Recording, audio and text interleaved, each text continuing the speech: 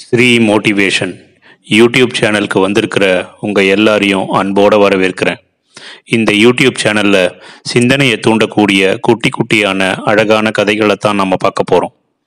வாங்க கதைக்குள்ளே போகலாம். இன்னைக்கு நம்ம பார்க்க போகிற குட்டி கதை, காதும் கருத்தும் கூர்மையாக இருந்தால் எப்பொருள் யார் யார் வாய் கேட்பினும் அப்படின்னு வள்ளுவர் எழுதினார். தரமான யோசனைகளை புறம் தள்ளக்கூடாது, அதை எடுத்து கொள்ள வேண்டும். காதுகளை அடைத்து கொள்ளக்கூடாது. உங்கள் கண்ணும் காதும் திறந்திருந்தா எங்கிருந்தோ கேட்கும் யோசனைகள் எவ்வளவு பயன் தரும் அப்படிங்கிறது உங்களுக்கு தெரியுமா? லிங்கன் ஜனாதிபதியான பிறகு நன்றி தெரிவிப்பு கூட்டத்தில் பேசும்போது ஒரு சிறுமியோட பெயரை சொல்லி மேடைக்கு கூப்பிட்டாரு. பல முறை தோற்றோம், தான் இந்த முறை வெற்றி பெற்றதற்கு காரணம் இந்த சிறுமியின் ஒரு யோசனை தான் அப்படின்னும் அவர் சொன்னார். அந்த சிறுமியை அவர் புகழ்ந்து தள்ளினார். அப்படி அந்த சிறுமி லிங்கனுக்கு என்னதான் உதவி செஞ்சாங்க வெற்றி பெறுறதுக்காக? ஆப்ரஹாம் லிங்கன் ஒல்லியான உடல்வாக உடையவர். அவர் கன்னங்கள் ஒட்டி போய் முகத்துல பள்ளங்கள் இருந்தது. அம்மை தழும்புகள் வேற. முகம் விகாரமா இருந்தது. அதை கவனித்த சிறுமி அவருக்கு ஒரு ஆலோசனையை எழுதியிருந்தாங்க. தாடியை வளர்த்து கொண்டா உங்க முகம் கம்பீரமாக இருக்கும் அப்படின்னு எழுதியிருந்தாங்க. இப்போதுள்ள உங்கள் முகத்தை பெண்கள் பார்க்க விரும்புவதில்லை அப்படின்ற உண்மையையும் அவங்க வெளிப்படுத்தி இருந்தாங்க. லிங்கனின் தேர்தல் பொறுப்பாளர்கள் அவளது கடிதத்தை குப்பையில போடும் சமயத்துல அங்கு வந்த லிங்கன் அந்த கடிதத்தை எடுத்து படித்தாரு. அந்த சிறுமியோட யோசனையை ஏற்று தாடியும் வளர்த்தாரு. கம்பீரமான காட்சி அளித்து அவர் ஜெயிக்கவும் செஞ்சாரு.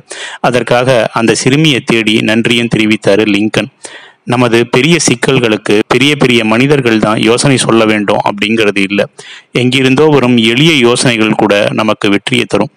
ஒரு பர்பஸை கம்பெனியில விற்பனை அதிகரிப்பது பற்றி ஒரு ஆலோசனை கூட்டம் நடைபெற்றது.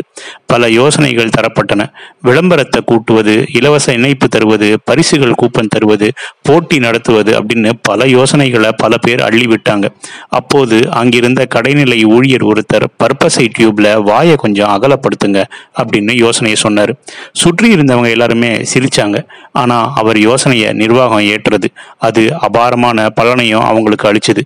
வாய் பெரிதான பிறகு பின்பக்கம் அழுத்தும் போது கூடுதலான டூத் பேஸ்ட் வெளியே வர ஆரம்பிச்சது. இதனால கூடுதலாக வாங்கவும் இருந்தது. விற்பனையும் அதிகமாகவே கூடிக்கொண்டே போனது. சின்ன சின்ன யோசனைகளை அலட்சியப்படுத்தாம முடிவெடுத்தா வெற்றி கண்டிப்பா நிச்சயம். இதே மாதிரி அமெரிக்காவில் பல மாடி கட்டிடம் ஒன்றுல ஹோட்டல்ல எல்லாம் சிறப்பாகவே இருந்தது. ஆனா அங்கு இருந்த லிஃப்ட் மெதுவாகவே இயங்கியது. பலருக்குமே அது பிடிக்கவே இல்லை. லிஃப்டை மாற்றுறதுக்கு பல லட்சம் செலவாகுமே அப்படின்னு யோசிக்க ஆரம்பிச்சாங்க. பல முறை யோசனை கூட்டம் நடத்தியும் பலனே இல்லாம போச்சு. முடிவில் ஒரு சாதாரண ஹோட்டல் ஊழியர் லிஃப்டுக்குள்ள உள்ளேயும் வெளியேயும் பெரிய முகம் பார்க்கும் கண்ணாடியை பொருத்த சொன்னார். உள்ளிருக்கும் நபர்கள் தங்கள் முகத்தை திருப்பி திருப்பி பார்க்கும் ஜோரில் லிஃப்டின் தாமதத்தை மறந்தாங்க. வெளியே இருப்பவங்க காத்திருக்கும் நேரத்துல தாங்கள் தோற்றத்தை சரி செய்வதில் செலவழிச்சாங்க. புகாரும் தப்பிச்சது. யார் சொன்னா என்ன, உங்க காதும் கருத்தும் கூர்மையாக இருந்தா உங்களுக்கு வெற்றி கண்டிப்பா நிச்சயம்.